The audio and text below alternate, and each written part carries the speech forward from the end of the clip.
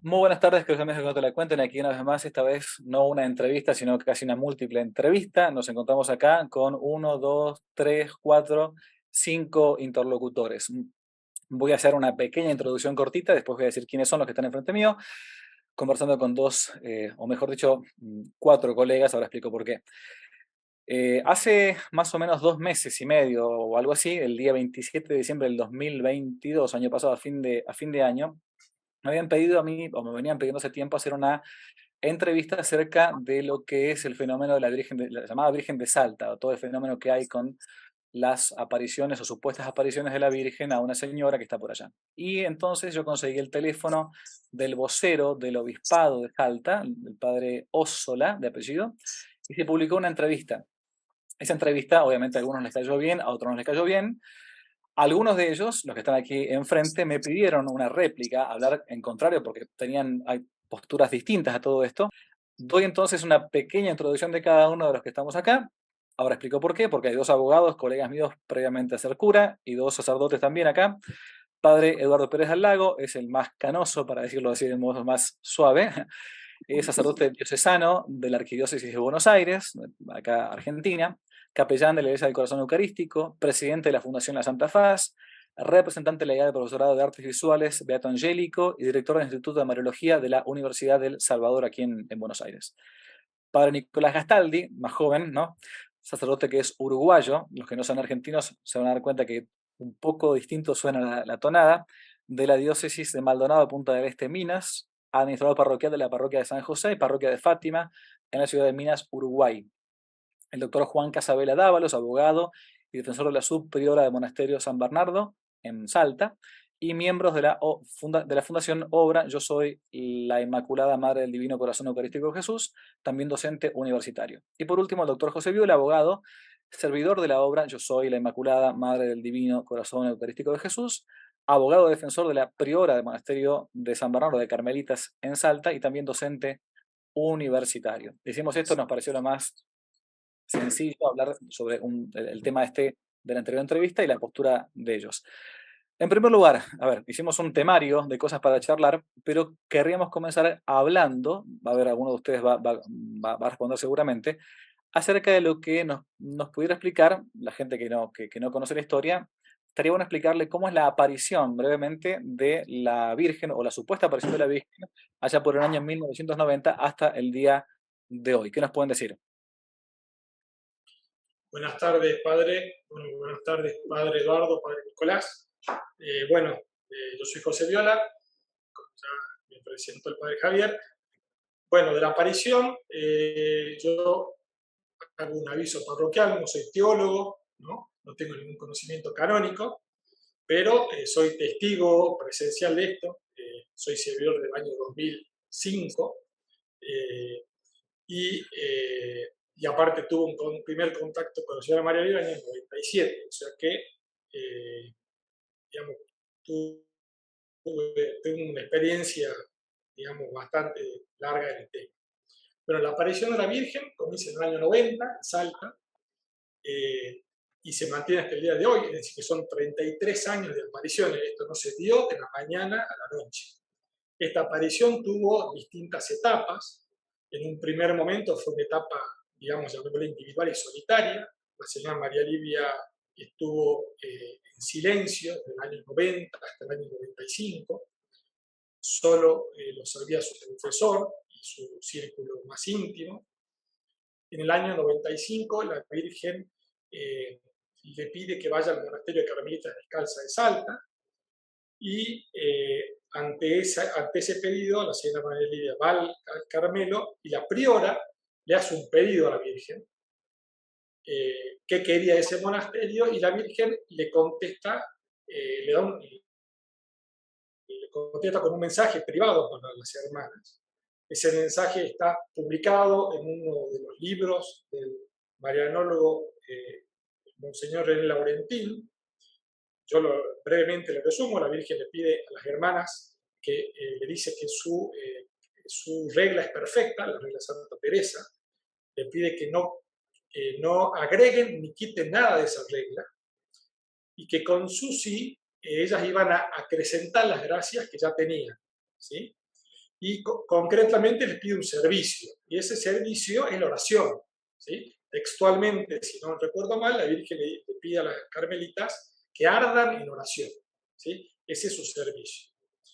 Desde ese momento, del año 95 hasta el año 2000, bueno, las apariciones se siguen dando, y de alguna manera las hermanas carmelitas pasan a ser una compañía de la señora María Lidia. Ya en el año 97, el arzobispo de Salta, en ese momento, Monsignor Blanchot, autoriza los mensajes, y desde el monasterio se empiezan a entregar los mensajes a aquellas personas que lo querían recibir, ¿sí? Por ejemplo, mi actual esposa, en ese momento yo no la conocía, ella me comenta que ella iba a misa al Carmelo y se dejaban papelitos, ¿no? Donde la gente iba, y, digamos, retiraba los mensajes que la Virgen daba por ahí periódicamente. Bueno, esto llega hasta el año 2001 o 2000. En el año 2000 la Virgen ya le había mostrado a la señora María Lidia un lugar elegido en Salta, que es el cerro, y ella se dirige a ese lugar, lo conoce. Ese lugar tenía dueños, se contacta con los dueños de buena voluntad acceden. Suceden también bastantes cosas sobrenaturales en esa familia, una familia en general alejada de Dios. Se acercaron a Dios. Hoy, por ejemplo, son todos servidores, todos los ex dueños del cerro, ¿sí? La familia Grat, que vive en distintos lugares del país, algunos en Salta, uno en Buenos Aires, otro en Entre Ríos. Y ellos donan ese cerro. En un momento ese cerro, ¿me escucha, padre? Pero sí se cortó. Bien, ese cerro se dona y empieza la actividad en ese lugar, elegido por la Virgen, para hacer una obra material, ¿sí? Porque la Virgen en Salta tiene una obra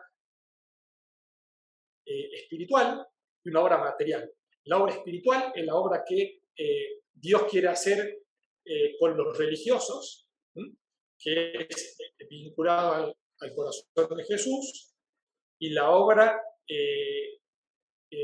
espiritual con los laicos es la obra del Inmaculado Corazón de María.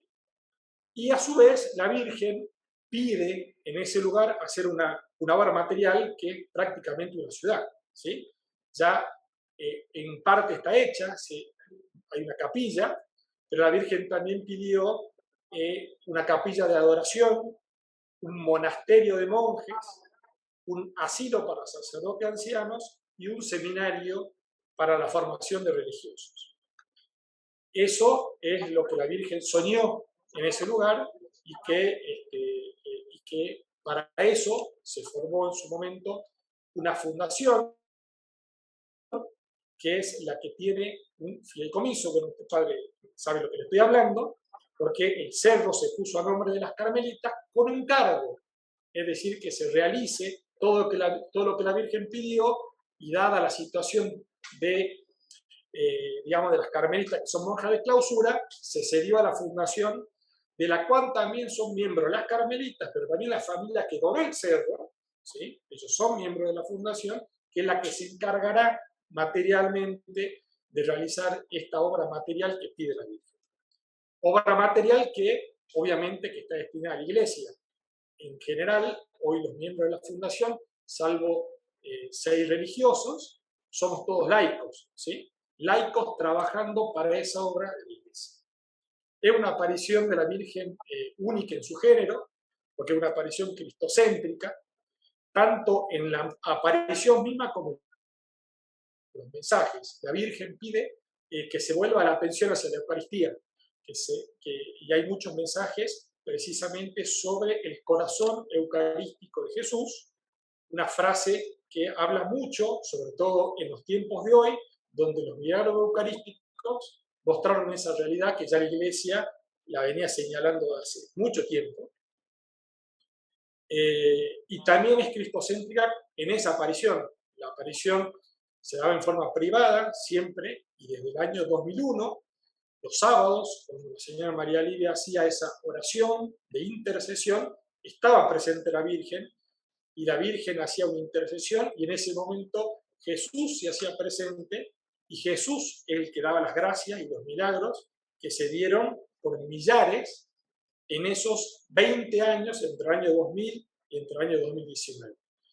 Desde la última oración de intercesión fue en diciembre del 2019, y después de la pandemia ya no existió más, o ya no se dio más oración de intercesión.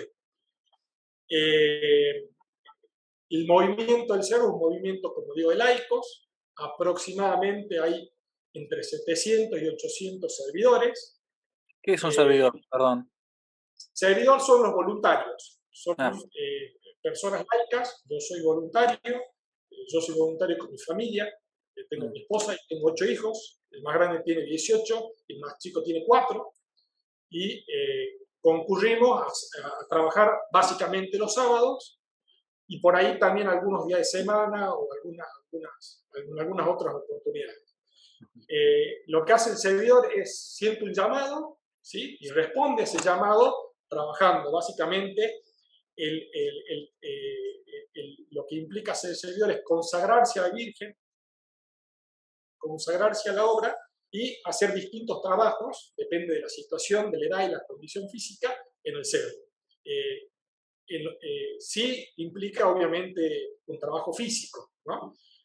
No un trabajo muy exigente, pero hay que atender el santuario. También los servidores atendemos a los peregrinos en los domingos y los feriados, hacemos turnos de 2 o 3 horas. Entonces vamos al santuario y se recibe a la gente en distintos puestos, indicándole lo que necesita, estacionando los vehículos, etc. Sí. ¿Están nucleados solamente en una fundación civil o también tienen, como existe en la iglesia, digo, para que la gente también lo entienda, una asociación privada de fieles aprobada por la iglesia como una estructura canónica y todo? ¿O solamente a nivel civil, laical? No, todavía no está la asociación de fieles, pero esperamos, digamos, que esa asociación de fieles Ok. se pueda dar en un futuro cercano. Sí, sí, sí, perfecto. Bueno, un dato también importante es que el padre René Laurentín, ¿sí? El monseñor René Laurentín, fue el primer religioso que fue servidor, ¿sí? Él investigó apariciones marianas durante muchísimos años en todo el mundo, y él pidió aquí en Salta ser voluntario de la obra. Él y su secretaria privada, que es Sylvie Jardín, nosotros la conocemos mucho en Salta porque vienen muchas veces, son servidores de Europa. Perfecto. Después volvemos, si Dios quiere, sobre el tema de Monseñor Lorretán. Perfecto, buenísimo, José. La vez pasada, cuando hablamos en la entrevista pasada, también se hizo hincapié, ahora vamos a ver el tema de las aprobaciones o no, es un tema aparte, de que a esta señora, María Livia, se le habían pedido una serie de estudios médicos, porque es normal, o sea, pues si la gente no lo sabe, cuando hay una persona o un grupo de personas que dice tener alguna manifestación sobrenatural, ¿no? Lo normal es que uno vaya a la jerarquía eclesiástica y se haga un examen. Y esto, lo habitual también es, hoy en día con medios que hay de tipo médico, es que se hagan exámenes médicos. A la señora María Livia, se llama así por las dudas si no vieron el video anterior, se le habrían pedido estudios médicos, ¿no? Y hay toda una discusión, que se presentaron, que no se presentaron, que estaba allá, que estaba acá. ¿Cómo es el tema este? ¿Qué es lo que ustedes plantean sobre este tema o qué es lo que creen que fue así? ¿Cómo fue? Bueno, que María Livia los presentó y hizo exactamente aquello que le pidió en ese momento Monseñor Moya, que era el presidente de la comisión que tenía a su cargo la investigación de esto. Como vos decís, es decir, uno de los recaudos que toma la Iglesia es excluir algunos aspectos, excluir que esto sea algo del demonio, excluir que esto sea algo psicológico y excluir que esto sea algo moral, es decir, que sea una persona que quiere lucrar o que quiera hacerse famosa. Entonces, bueno, la Iglesia tiene sus instrumentos para el tema espiritual, ¿no es cierto?, de si es algo del demonio o no, pero para el tema psicológico, por supuesto, recurre a peritos que sepan sobre el tema. Y entonces yo en ese momento trabajaba en la conferencia episcopal, era el año 2004, yo ya conocía la obra, ya había estado en Salta, ya había hablado con el obispo acerca de esto, con Monseñor Carnielo, y entonces las dos personas que se eligieron, que fue un médico que se llamaba Víctor Arias y a una médica psiquiatra que se llama María Ana Enis, pertenecían a la misma familia espiritual a la que yo pertenezco, que es la familia del siervo de Dios Luis María Echeverri Boneo. Y entonces el Monseñor Carnielo me preguntó a ver si me parecía para este caso conveniente que la psiquiatra fuera María Ana, que es la fundadora de una escuela de psicoterapia simbólica, una mujer muy, Es muy conocida una y muy seria. consagrada, Es muy seria muy también acá en Buenos seria. Aires. Sí. Sí, y que yo conozco mucho, ya les digo, por una cuestión de familia, desde mucho antes de ser sacerdote. Y el doctor Víctor Arias también está vinculado con esta familia espiritual, porque cuando estudió en Buenos Aires vivió en una residencia universitaria del padre Echeverri.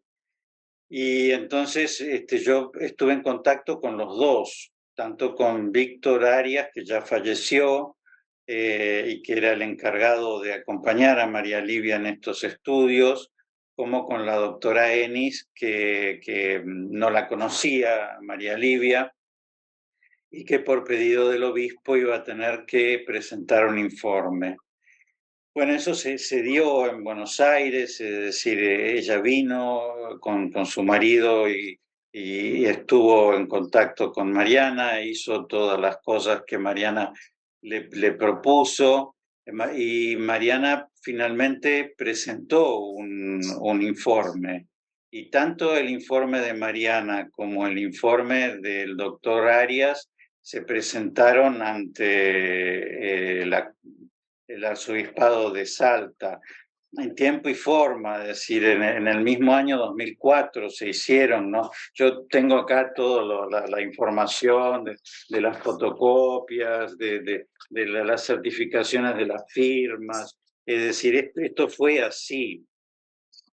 Por alguna razón que a mí no me queda claro, el obispado dice a través de personas muy relacionadas con el arzobispo que ellos no tienen nada de esta documentación, pero en realidad a mí me consta que los dos, ¿no es cierto? Es decir, tanto el doctor Arias como Mariana Enis saben, Mariana Enis vive, es una mujer muy mayor, que sus informes han sido presentados.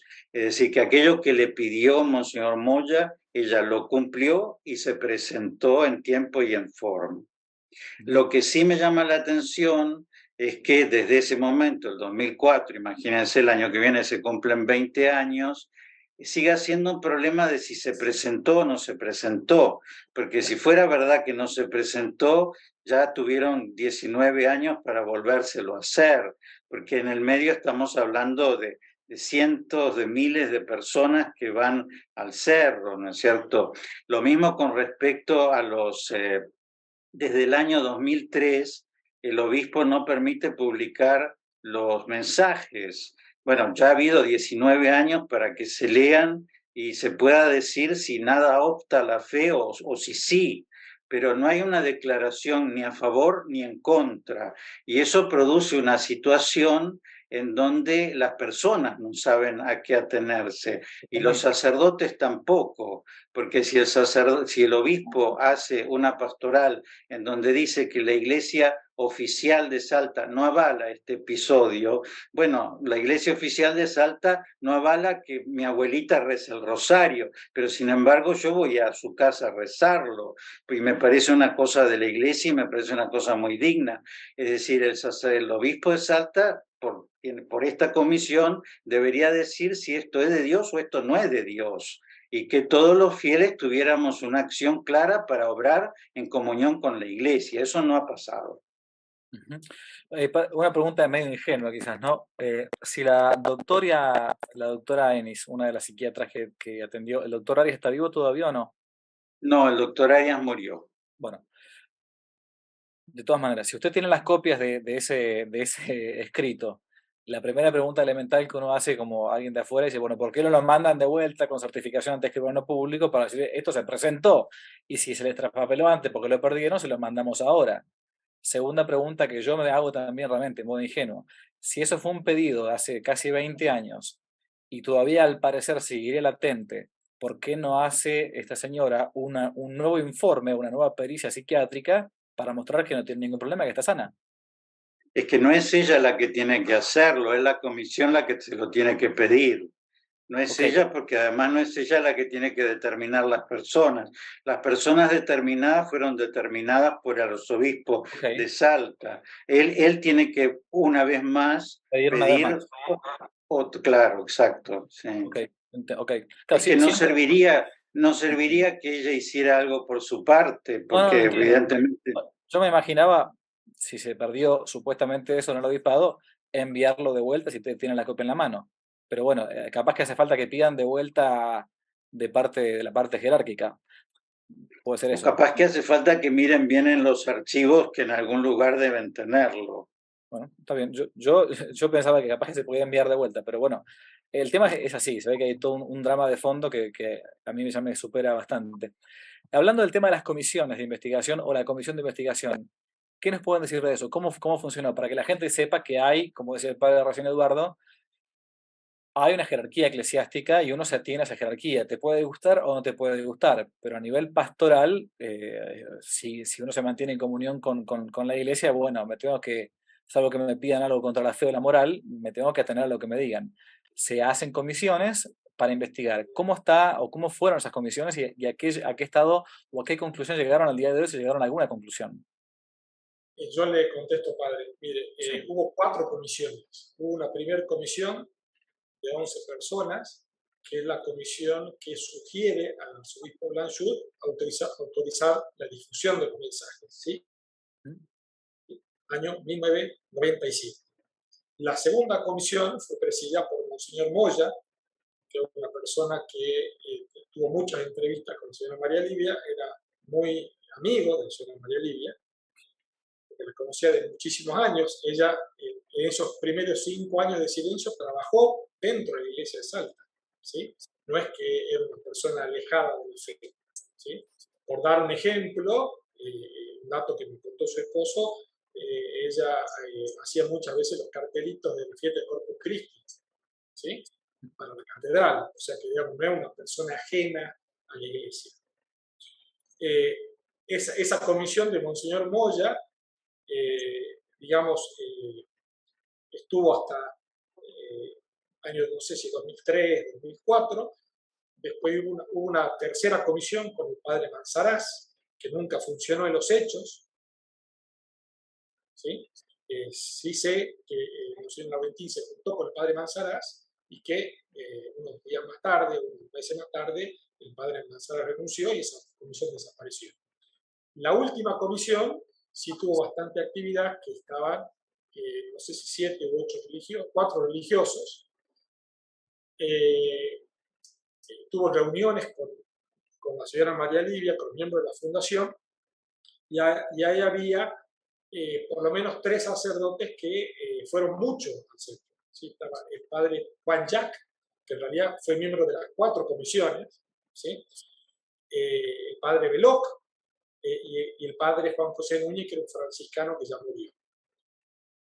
Y esta comisión incluso no fue, entiendo yo, no soy un experto en derecho canónico, no fue cerrada, o sea, fue abierta por decreto, pero no cerrada, con lo cual quedó abierta. Presentaron informes, los informes del movimiento del Cerro no se pudo conocer, que dijeron los informes. Se entendían que eran favorables porque en la última reunión que hubo, los miembros de la comisión querían que se hiciera una adoración eucarística en el centro, ¿sí? Eso es lo que pasó. Sí quiero destacar especialmente que lo que dijo el sacerdote Osora es totalmente inexacto, con que hubo una fricción o una diferencia entre los miembros de la comisión y los servidores, ¿sí? Y eso es fácilmente de constatar porque los miembros de la comisión iban al cerro los días de oración e intercesión, ¿sí? Los días de oración e intercesión, digamos, para los servidores, yo le explico brevemente cómo era un itinerario de trabajo. Empezábamos a trabajar a las 8 de la mañana, llegaban los peregrinos, muchas veces 4, 5, 6, 10.000 peregrinos, cada uno tiene su puesto, a las 12 se empieza el rosario, y después del rosario la oración de intercesión. Los miembros de la comisión iban generalmente a la época del rosario, o durante la oración de intercesión, donde hay una aparición, donde los servidores sabíamos exactamente que había una aparición, entonces cada uno está en su puesto en silencio absoluto, o sea que es totalmente inverosímil que los miembros de la comisión hablen y tengan un problema con algún servidor. Eso es imposible, ¿sí? Eso es virtualmente imposible. Por lo demás, sí le puedo decir que las reuniones con las comisiones, sobre todo con la última comisión, están grabadas, ¿sí? Es decir, para que hubiera un registro de esa situación, se quedó grabado de eso. Hubo pocas reuniones, pero esas reuniones que fueron muy fructíferas, fueron 4 o 5, quedaron grabadas y nunca se supo cuál fue la conclusión o cuáles son los informes que presentaron esos sacerdotes. Ok. Por las dudas, sacerdotes nombrados por el obispado. Exactamente, sacerdote lo va a poner, y creo que en alguna de las comisiones también hubo algún laico, ¿no? Eso no estoy seguro. Ok. Digo, para que la gente vaya comprendiendo que la comisión no es que uno dice, bueno, de motu propio, así como el psiquiatra voy a analizar, no, es la jerarquía eclesiástica la que va manejando la comisión, entre otros, bueno, los padres que recién nombró, este padre Jacques, ¿no? Jesuita y compañía, que son parte de una comisión nombrada por la iglesia.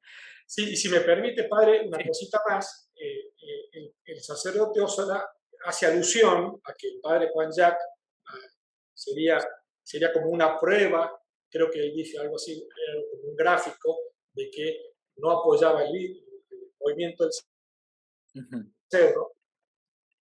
Y yo me permito disentir con eso, ¿sí? Yo al padre Jacques lo conozco muchísimo, porque lo conocí muchísimo, tuve la suerte, porque el padre Jacques es muy amigo de la familia de mi esposa. Mi esposa era su mano derecha, ¿sí? El padre Juan Jacques, le hago, para que usted sepa quién es, yo le hago un breve recuento, un sacerdote estadounidense, nació en Wisconsin, en Estados Unidos. Tiene una historia muy particular porque era el último hijo de una familia grande. Cuando él estaba en la panza de su mamá, su papá le da cáncer, le ofrecen a su mamá abortarlo, ¿sí? El sí de su mamá benefició a Salta, al otro lado del mundo, porque este sacerdote en el año 60 viene a Salta con otro sacerdote muy santo, que es el padre José Lali, a trabajar a la Universidad Católica que recién se fundaba. Cuando ellos vieron lo que pasaba en Salta, dejaron la Universidad Católica y se fueron a trabajar al interior, ¿sí? Y en el interior de Salta, el padre Juan Jacques se hizo, entiendo yo, muy conocido y tuvo una relación con el Papa, en ese momento Jorge Bergoglio, que era superior de los jesuitas, y que no sabía qué pasaba en Salta, que salían tantas vocaciones jesuitas, ¿sí? Después el padre Juan viene a Salta, se instala en Salta capital, es nombrado exorcista, ¿sí? De la diócesis. Y el padre era muy amigo de la señora María Lidia, la quería muchísimo, la conocía del año 95, y para señalar, digamos, lo que para él significaba el cerro, que era importante, basta mencionar o leer brevemente una carta que él, como miembro de la comisión, dirigió a los peregrinos del cerro, ¿sí? Es decir, durante, no sé, 10 años prácticamente, se leyó una carta donde él le hace una solicitud a los peregrinos, básicamente diciendo de que mucha gente viene a pedir, mucha gente viene a solicitar ante situaciones difíciles, y él sugiere preguntarse qué es lo que Dios nos está queriendo pedir.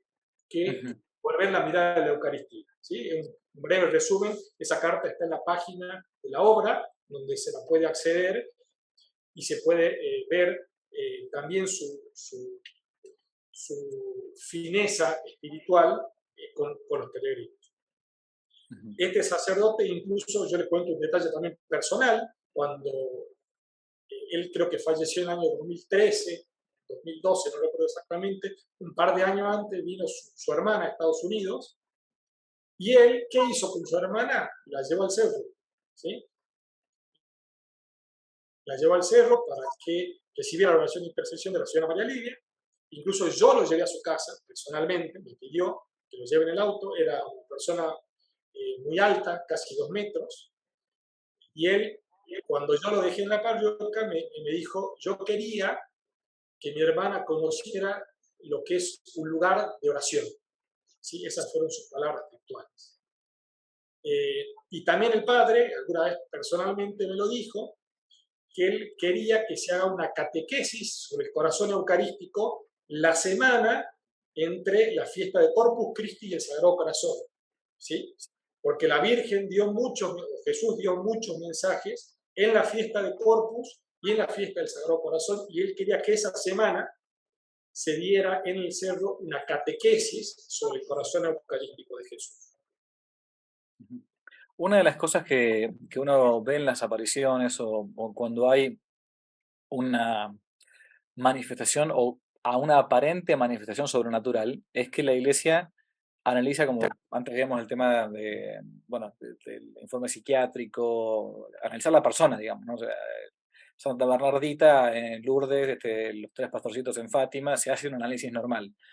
¿Por qué? Porque a veces puede, como decía antes el padre también Eduardo, puede equivocarse la persona que dice recibir esos mensajes, o puede tener una mala intención también, decir, bueno, de buscar, no sé, dinero, protagonismo, o qué sé yo, o fama, ¿no? Ese tipo de cosas. ¿Cómo es en relación a este tema, sobre todo al tema del protagonismo que se había hablado otra vez, el tema de esta señora María Livia? ¿Qué me pueden decir ustedes? Padre Eduardo, Yo, usted quiere hablar. sí, sí. No, quiero decir porque esto lo hablé con Monseñor Lorentán bastante, porque en una siesta, estando en Tucumán, él me hizo buscar la etimología griega de la palabra protagonismo y me dejó sin siesta. Y entonces, buscando un diccionario griego, encontramos que proto es primero y agonía viene de muerte, ¿no? De agonía, ¿no? Es decir, es el primero que muere y se trata del general, ¿no es cierto?, que va adelante en la batalla, ¿no? Y que es el primero que enfrenta la muerte, ¿no? Bueno, con el padre Donantán hemos hablado mucho sobre este tema y en realidad nos parece que en el discernimiento hay un error, ¿no? Porque vieron que se compara María Livia con la señora Gladys Mota, que es la que recibió las locuciones de la Virgen del Rosario de San Nicolás, a quien nadie conoce. Ella ha tenido siempre un perfil muy silencioso, ha dado sus mensajes al párroco y al obispo, pero en realidad en el caso de estas apariciones no solamente se trata de una señora que recibe unas locuciones y que hubiera bastado que llevara un perfil muy bajo, sino que ella recibe una gracia que es la intercesión, ¿no? Que es que cuando ella sube al cerro y cuando ella participa de la oración de intercesión, Dios realiza a través de ese instrumento humano, que por supuesto no tiene ningún bien en sí, ¿no es cierto? Como también a través de nosotros da el perdón o da la bendición, y que por eso en realidad ese segundo carisma habría que compararlo, por decirles, con el padre Mario en Buenos Aires o con el padre Ignacio en Rosario actualmente. Entonces, así como nadie dice que el padre Ignacio tenga protagonismo porque la gente va a que lo vea a él, ni nadie dice que el padre Mario tuviera protagonismo porque todos querían que le pusieran el pendulito y que los curara. En realidad, hay carismas en donde la persona muy a costa suya y muy sufriéndolo mucho, tiene que mostrarse y tiene que tomar contacto con el peregrino. Entonces, cuando dicen, la gente no va al cerro si no va a María Livia, yo les pregunto si alguien iría a Rosario si no estuviera el Padre Ignacio para las sanaciones, o si alguien hubiera ido a González Catán si no hubiera estado el Padre Mario, ¿no es cierto? Es decir, y si la iglesia no, el Padre Mario está en proceso de canonización, ¿no? Es decir, si el protagonismo hay que entenderlo. Yo soy protagonismo cuando digo mi sermón en el centro de la iglesia, yo busco protagonismo. Bueno, no, tengo que dar yo el sermón, porque para eso me ordenaron, ¿no es cierto? Entonces la pobre María Livia, en realidad de protagonista no tiene nada, sino que Dios le ha pedido una misión que ella hace con mucha abnegación y con muchísimo sufrimiento por el bien de esas personas que van ahí a recibir la gracia de Dios, pero a recibirla a través de la intercesión que se realiza cuando ella sube al cerro. ¿Sí? Sí, es el tema de la afluencia de gente. Una de las cosas que decían que es que cuando no va esta señora, es como que hay menos gente, y cuando va, sí, bueno, es lógico, si esta mujer tuviera un poder de sanación dado por Dios, es normal que la gente Exacto. iría cuando está ella, digamos, ¿no? Pero Así es. el tema distinto está en que, claro, como hay un santuario, un posible santuario el día de mañana a construir por la aparición de la Virgen y todo, acá es el punto que se mezcla, ¿no? Si es la Virgen o es ella. Bueno, esa es la pregunta que se hacía la otra Es vez. decir, lo que queda claro es que no, en ese santuario no va a haber una imagen de María Livia, sino que en ese santuario va a estar el corazón eucarístico de Jesús y la Virgen adorando. Y en todo lo que dice María Livia en sus charlas, nunca ella habla de su vida ni de su virtud, sino que siempre dirige a Dios. Ujú. La afluencia de la gente al cerro y las conversiones y vocaciones, algo ya han dicho que salgan tantas vocaciones jesuíticas en su momento, en tiempos del cardenal Bergoglio acá en Buenos Aires, es un punto. Pero, ¿cómo es ese tema de las conversiones que hay, las vocaciones que se dicen que se consiguen allá en el cerro? Padre, yo le hago un agregadito y después les paso al padre Castaldi. Sí. Mire, con el tema del cerdo yo me gustaría hacer una aclaración como servidor. En realidad es cierto que la señora María Livia tiene ese carisma, pero la gente iba mucho al cerro los sábados, porque hay una aparición de la Virgen, ¿sí? Incluso quienes somos servidores y fuimos servidores todos esos años, digamos, el mero hecho de ser servidor, no es el caso mío, servidores de 20 años, es un dato para analizar. O sea, la persona no es tan generosa para ir durante 20 años todos los sábados con frío, con calor de las 8 de la mañana hasta las 6 de la tarde. ¿Se entiende? ¿Sí? Era tanto lo que uno recibía espiritualmente que la verdad que uno no lo sentía, esa es la verdad. ¿Sí? Incluso para los seguidores fue muy duro que termine la oración de intercesión. ¿Por qué? Porque la verdad que a uno le cambiaba la vida. O sea, si uno tenía una semana mala, sabía que el sábado la semana cambiaba.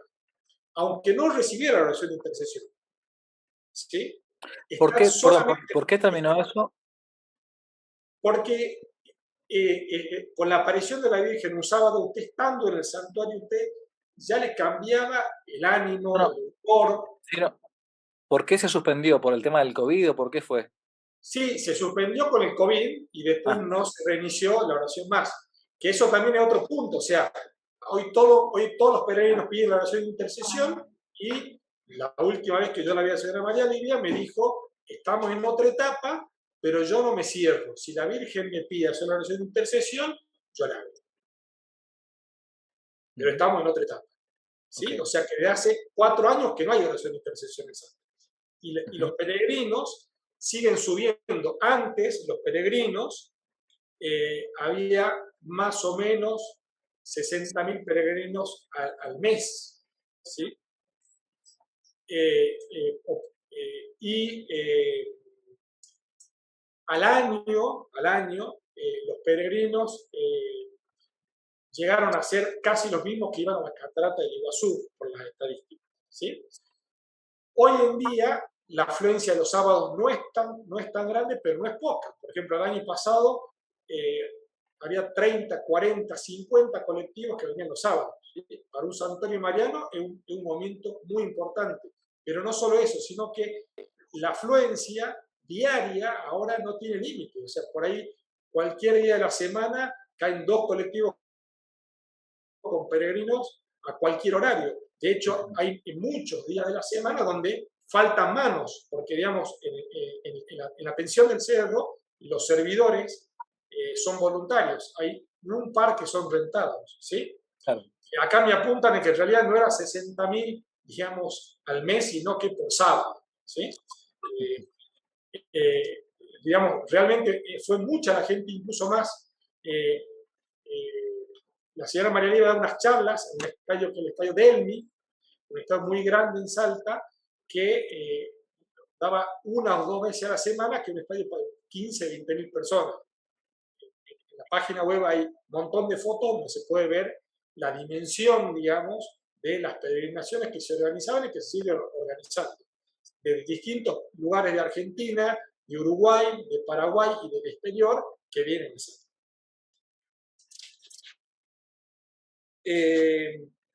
Y ahí le paso la posta al padre Gastaldi, quien puede contarnos un poquito de lo que son las confesiones y las conversiones en el centro.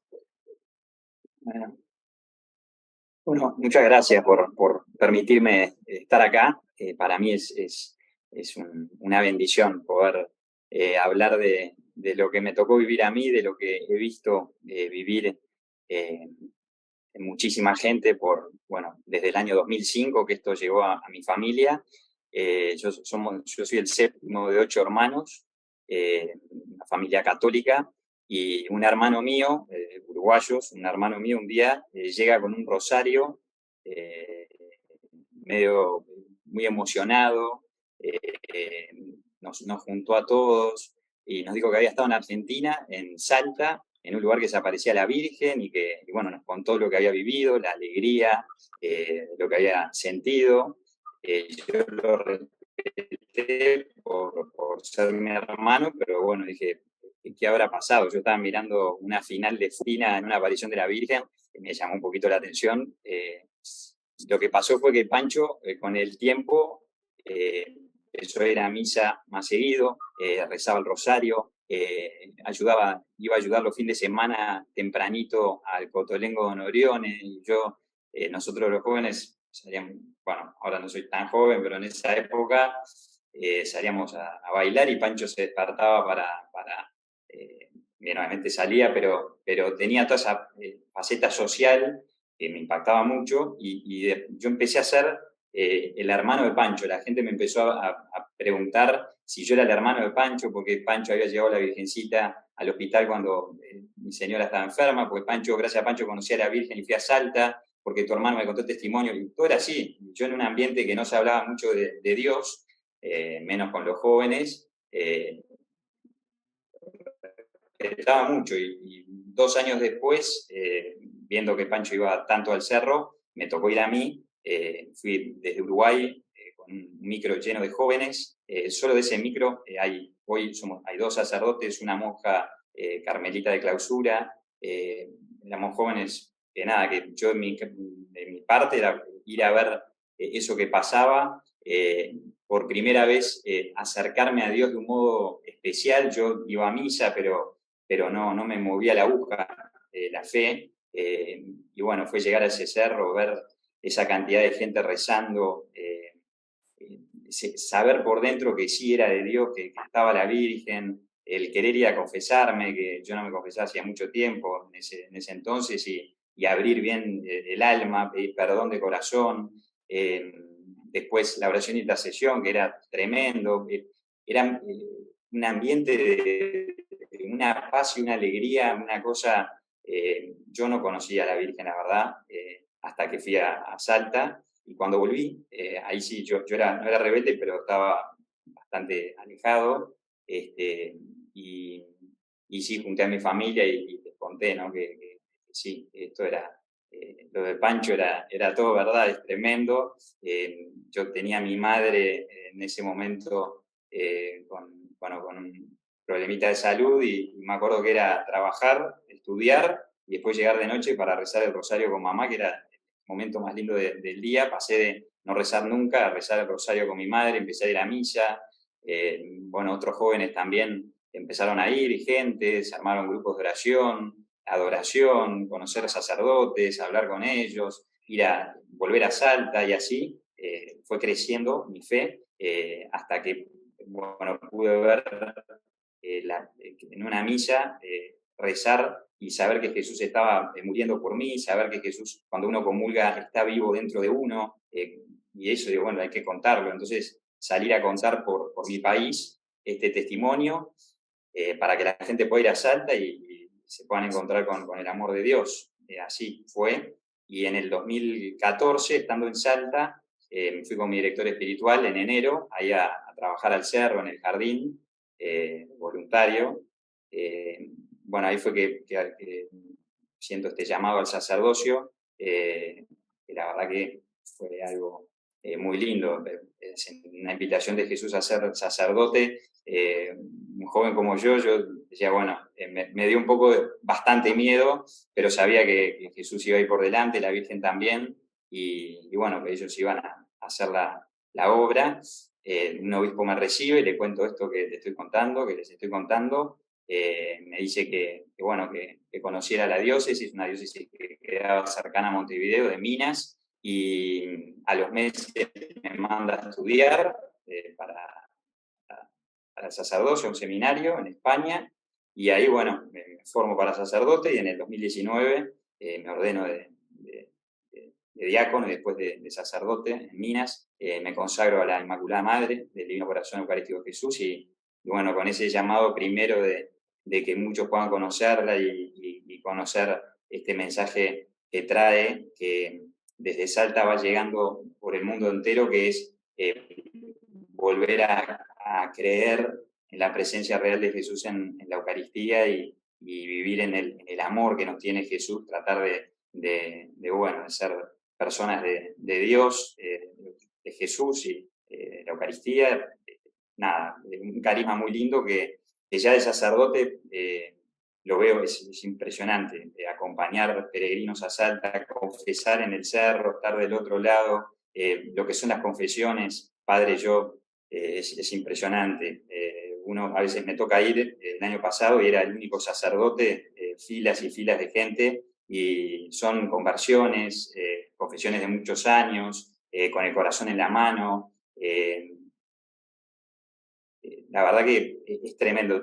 Yo lo que veo en Salta es como si fuera una escuela que la Virgen nos enseña a amar a Dios a través de muchos detalles que se ven en el cerro, como el silencio que hay para rezar, el respeto, el orden, el trabajo para Dios desinteresado, lo que es la piedad eucarística, la piedad misma en el cerro por recibir la bendición. Ver el dolor de la gente, cómo llegan, y es una escuela que te lleva bueno, a tratar de ser muy humilde, muy pequeño, y bueno, tratar de llevar este amor de Dios en este tiempo en la tierra para poder irnos al cielo. Bueno, eso es lo que yo le agradezco, me cambió absolutamente la vida, ya mi uniforme me delata. Le cambió la vida a mi familia, tengo una sobrinita en el cielo con 11 años, con el pañuelito, se fue con un cáncer, pero feliz, llena de paz, Jacinta, y era servidora en el cerro. Bueno, tengo mis familiares, tengo muchos servidores, sobrinitos servidores, yo mismo, obviamente cuando me pidieron, un honor poder servir a la Virgen, y obviamente que nada, estoy totalmente agradecido a los instrumentos humanos de ahí, en Salta, a María Livia, a su marido Carlos, a todos los servidores, porque esa fidelidad a nosotros, a mí por lo menos, yo un joven uruguayo, bueno, hizo responder a Dios, ser sacerdote, así que, y bueno, tengo varios más también, amigos y gente que también ha visto su vocación, que le ha cambiado la vida. Es una enorme noticia que está pasando ahí en Argentina. Una pregunta para mis hermanos sacerdotes que están acá, porque recién decía el padre Nicolás, que pobre, cuando un cura tiene que ir a un lugar así, cuando hay tanta gente para confesar, uno puede estar horas, ¿no? Horas y horas y quedas con la cabeza que te explota. ¿Por qué había pocos sacerdotes? En un video escuché al padre Eduardo, me parece, que en un momento a él le pidieron que no fuera, y quien le pidió o le habría pedido que no fuese es el por entonces obispo de Buenos Aires, el cardenal Bergoglio, hoy Papa Francisco. ¿Hay alguna restricción para los sacerdotes por ir o no? Depende de las diócesis, ¿no? Es decir, cada obispo ha dado normas distintas. En el caso mío, personalmente, el cardenal Bergoglio siempre me dio permiso para ir, y cuando en ese momento puntual me pidió que no fuera, me dijo, mira, esto no es por mí, es por algo que me han pedido a mí, así que no era responsabilidad suya, ¿no? También me dice, no te lo mando, sino que te lo pido. Lo que pasa es que yo le dije, mira, si usted me lo pide, yo lo voy a hacer, por supuesto, ¿no? Y así estuve un año sin ir, y después le pedí permiso para volver a ir y me dio el permiso para ir, ¿no? Pero depende de cada diócesis. Y además de que hay diócesis que no permiten a los sacerdotes ir, no van los sacerdotes de Salta, ¿no es cierto? No van a confesar, ¿no? Y eso es porque imagínense que por más que tengan mucho trabajo en sus parroquias, cuando se reúnen 60, 70.000 personas en un lugar, evidentemente que está a pasos de la ciudad, ¿no? Evidentemente, más allá de si María Livia sí o si María Livia no, hay personas que están buscando a alguien para encontrarse con Dios. Y la respuesta que se daba en la ciudad de Salta es que vayan a las parroquias y a la catedral a confesarse, ¿no? Y bueno, algunas veces pasaba y otras veces no. Perfecto. Padre, yo le agrego un dato. El año pasado, cuando vino el delegado del Papa, el doctor y el padre Javier Beldinesca, que es abogado y sacerdote, como consecuencia de su intervención, se hicieron 2 acuerdos y una declaración. Bueno, esa declaración, firmada por el señor Carnielo, deja en claro que en el cerro se puede confesar libremente y puede subir cualquier sacerdote, y también autoriza que los sacerdotes recen misa en el cerro, ¿sí?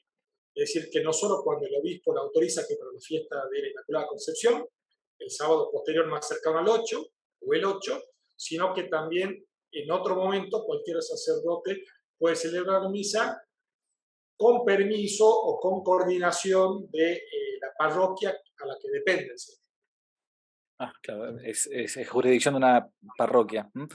Ustedes nombraron ahí antes a Monseñor René Laurentin, que es un famoso mariólogo, ¿no? Y salió otra vez cuando conversamos con el vocero oficial, digamos, del Obispado de Salta, el nombre. Yo quería preguntar si el caso de él fue un caso en el que se le pidió que vaya de modo oficial o fue de modo particular, motu propio o invitado por la gente del cerro. Fue motu propio, es decir, ahí puedo contarlo porque fue a través mío. En el año 2005 lo eligieron a Benedicto XVI Papa, y el Club Francés hizo una reunión para celebrarlo con la comunidad francesa.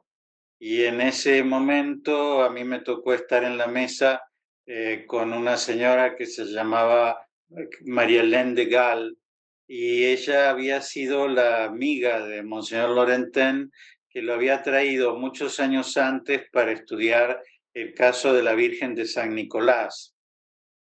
En ese momento Monseñor Laurentin estaba escribiendo un diccionario sobre apariciones marianas, y él no pensaba ponerla de Salta justamente porque no parecía estar suficientemente maduro el discernimiento.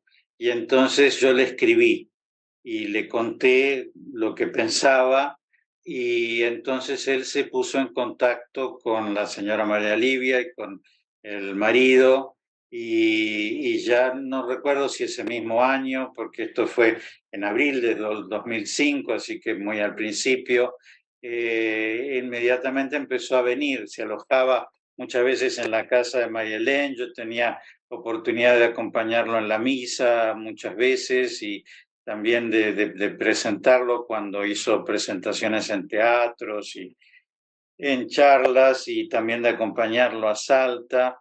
Bueno, y él en realidad quedó muy fascinado por la aparición, por el mensaje eucarístico, pero también muy fascinado por la personalidad de María Livia. Y empezó a tener una relación personal de amistad con ella, y a venir muy, muy frecuentemente.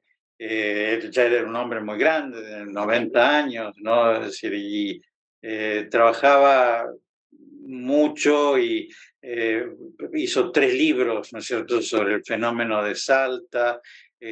Quiso hablar verdaderamente con todos los que pudieran aportar datos.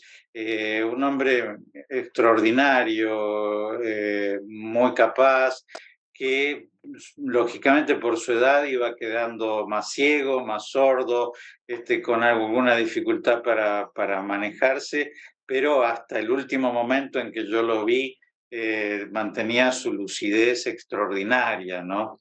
Por eso, la verdad, escuchar que hablen de él como de un viejito, así como me da rabia que hablen de las monjitas como si fueran tontitas, que la señora María Livia hace con ella lo que quiera y son personas maduras, ¿no es cierto?, en la fe. Bueno, de Monseñor Laurentén ni qué decirles, ¿no? Es decir, una persona maravillosa, santa, a mi entender, con un servicio a la Iglesia desde que fue reportero en el Concilio Vaticano II, ¿no es cierto?, con una cantidad de libros publicados, de artículos, ha sido un gran periodista de la Iglesia. Bueno, la verdad es que se lo desvalorice y que se considere que porque se ha equivocado en otros casos, puede haberse equivocado también en esto. Bueno, eso por supuesto que sí, pero ¿a quién no le cabe eso, no? También, qué sé yo, el arzobispo de Salta ha aprobado instituciones que ahora están en juicio civil, ¿no es cierto? Es decir, evidentemente todos nos equivocamos en los discernimientos. Por otra parte, el discernimiento en el caso de Basula Raiden, que es el caso que se le adjudica, no está cerrado, porque ella se ha sometido a lo que le ha pedido la Iglesia, ¿no es cierto?, de correcciones, así que no lo dejaría como un caso que no sea correcto, ¿no? Por eso, es decir, mi voluntad es cuidar mucho la memoria de Monseñor Laurentén, y que no se diga un viejito que venía acá porque lo invitaban ellos a Salta y que hablaba a favor de María Livia. No, nada más lejano que eso, ¿no? Es decir, un hombre sabio, un hombre de Dios, que venía acá para cumplir una misión, ¿no? Y que posiblemente no la aprovechamos como debimos hacerlo.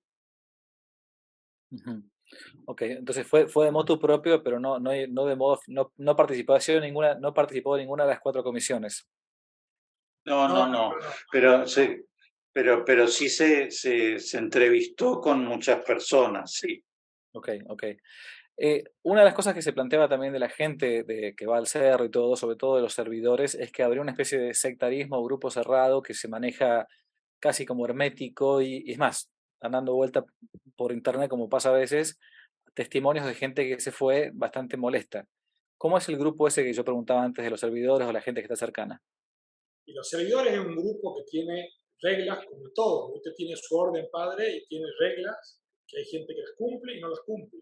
Por ahí, si no las cumple, hay gente que decide irse y se va. Pero digamos, eso del sectarismo no hay nada más alejado de la realidad. Cualquiera puede ser servidor de un voluntariado. Hay servidores de todas las edades, de todas las clases sociales. de todas las provincias, hay servidores de Argentina, de Paraguay, de Uruguay, de Colombia, de Estados Unidos y de Europa, ¿sí? Entonces, eso del sectarismo es una falacia. Y aparte, no hay nada más universal que el cerro, ¿sí? Al cerro va todo tipo de gente, va gente, digamos, católica, va gente, digamos, de la iglesia ortodoxa, va gente de distintos movimientos de la iglesia católica, pero también va gente, incluso judía, a rezar. Tengo un amigo que es pastor evangélico en Buenos Aires y va al cerro a rezar. Conozco gente que es agnóstica y va al cerro a rezar. O se va al cerro porque siente que se llena de paz, aunque no cree en Dios. Entonces, no hay nada más, una acusación más falsa que hay un sectarismo en el cerro. Imagínense lo que le contó el padre Nico. En Salta hubo 5 jornadas para jóvenes.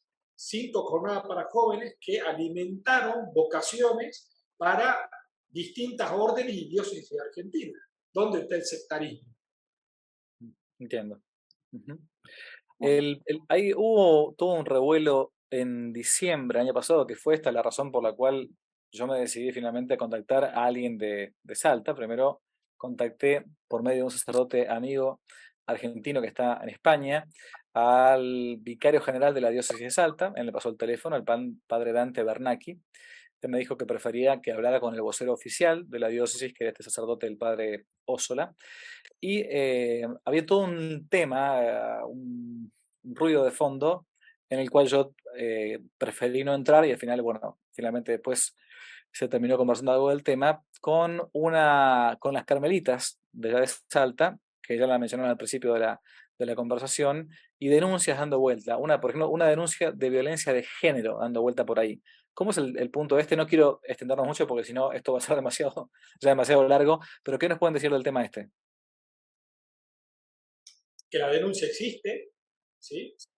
Primero quiero aclarar que violencia de género no es ideología de género, ¿sí? Violencia de género es violencia contra la mujer. Salta lidera, ¿sí?, las estadísticas de violencia contra la mujer en Argentina. Y en Salta existe, usted me entiende bien, un fuero especial de violencia. O sea, no es un fuero civil, un fuero penal y un fuero de violencia, que no necesariamente es delito. Ahí se radicó una denuncia contra Monseñor Camielo y otros sacerdotes. Monseñor Carnielo, por las dudas, es el obispo de Salta.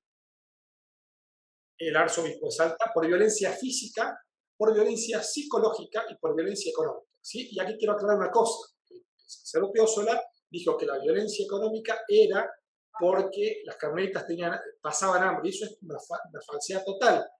La violencia física y económica, psicológica, está convalidada por los 2 psicólogos y los 2 visitadores médicos en un informe oficial que acá tengo, ¿sí? Me abstengo de leer las conclusiones.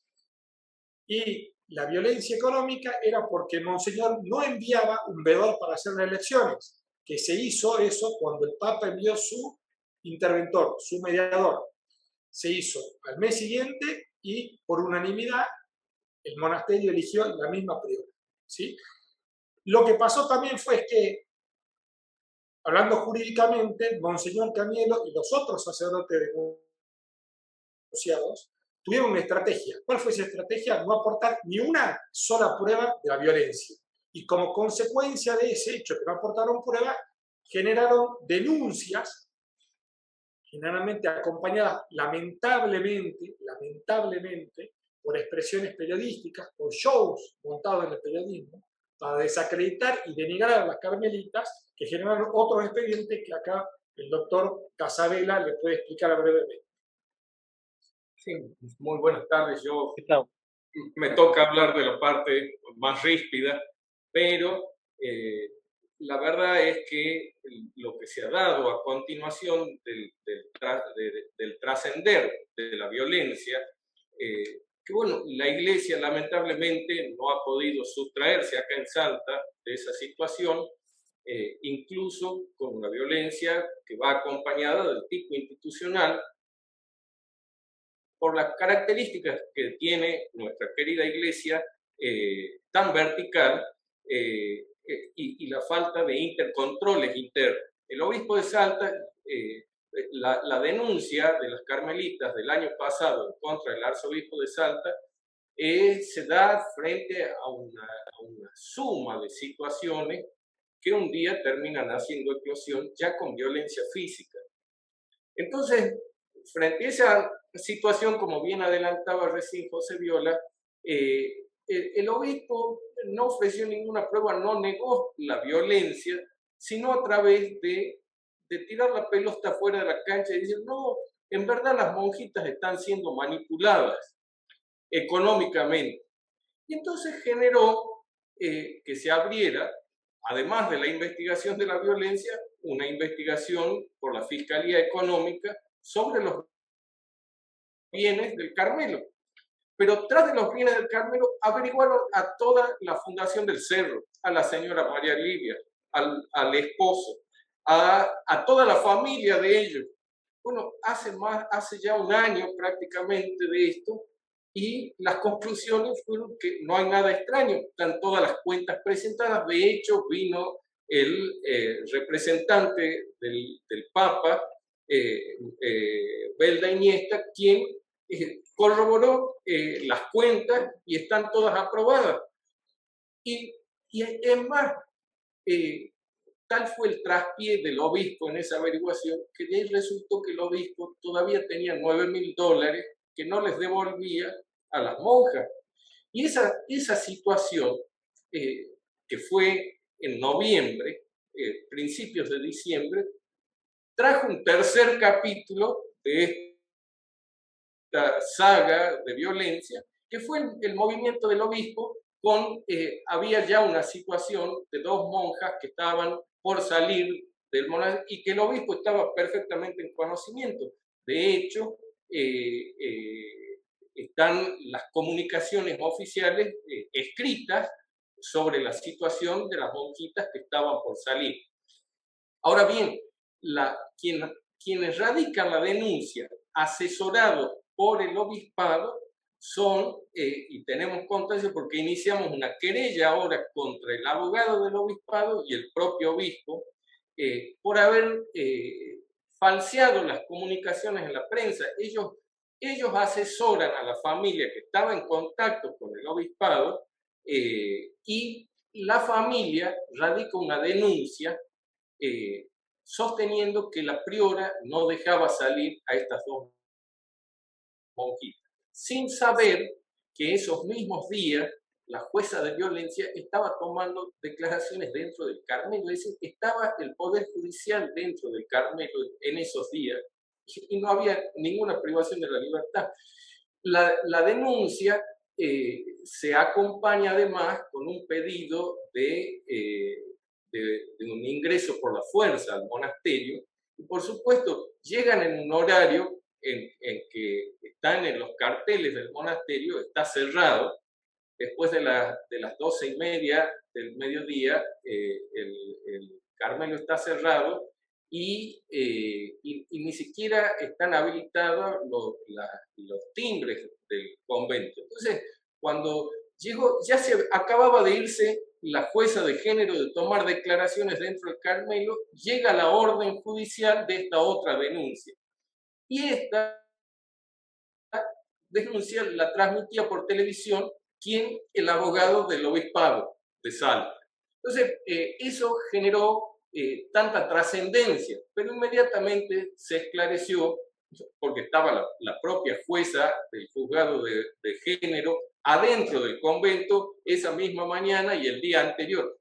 No había ninguna privación de la libertad. De hecho, se había tomado, ante la insistencia de los familiares de las monjas, se les había tomado declaración con un escribano, y en donde ellas manifestaron que no iban a retirarse del convento si no era hasta que no se dieran las autorizaciones correspondientes y que esperarían. De manera que no hubo ninguna privación de la libertad, pero esa privación de la libertad fue, vuelvo a insistir, transmitida como si fuera un partido de la selección argentina por televisión por el abogado del arzobispo de Salta. Motivo por el cual hoy estamos en una nueva querella contra el arzobispo de Salta. Lamentablemente. Sí, entiendo. Bueno, ya hemos hablado de la relación del cerro y del monasterio de las monjitas, pero creo que por lo menos de parte de ustedes han dicho lo que querían decir, ¿no? Me parece. ¿Mm?